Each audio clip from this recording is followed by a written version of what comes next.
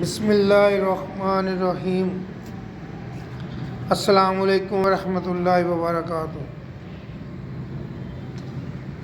آج میں آپ کو خصوصی ٹماٹر کے پودوں کے بارے میں بتانا چاہ رہا ہوں۔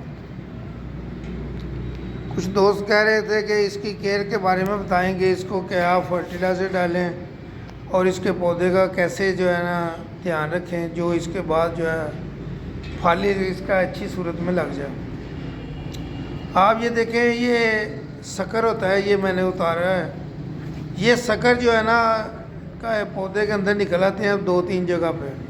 یہ نکال کے آپ علیحدہ لگا کے پودا بھی نیا تیار کر سکتے ہیں، نہیں تو کم از کم آپ ادھر لگا دیں۔ اگر آپ اس کو لگا دیں گے تو دوسرے جو پودا ہے اس کے پھل وہ ذرا اچھی شکل میں ہو جائے گا، صحت مند اور ہیلتھی ہو جائے گا۔ اس میں ایک اور چیز دھیان کرنی ہے، جب آپ اس کو پانی دیں تو پانی وہ اس کے پتوں پہ نہ ڈالا کریں۔ جب اس کے اندر پتے کے اوپر پانی ڈالیں گے تو اس کے اوپر فنگس لگ جائے گی یا اس کے پتے وغیرہ گل جائیں گے۔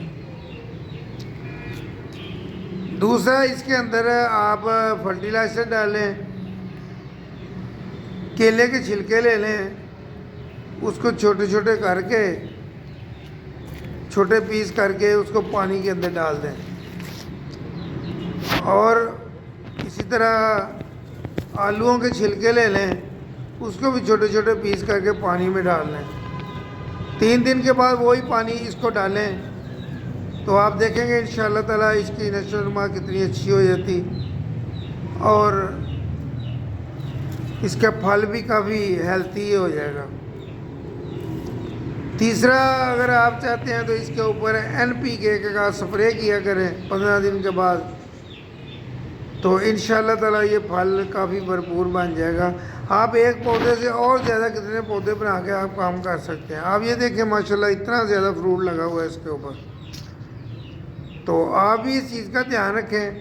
یہ پودے لگائیں، ابھی موسم ہے، آپ لگا سکتے ہیں۔ اس کی گھر میں پنیری تیار کر لیں یا بازار سے اپنی پنیری اس کی لے آئیں، تو ان میں سے جو ہیلتھی پودے ہوں وہ ان کو لگا لیں، تو یہ آپ کا چل جائے گا۔ السلام علیکم ورحمۃ اللہ۔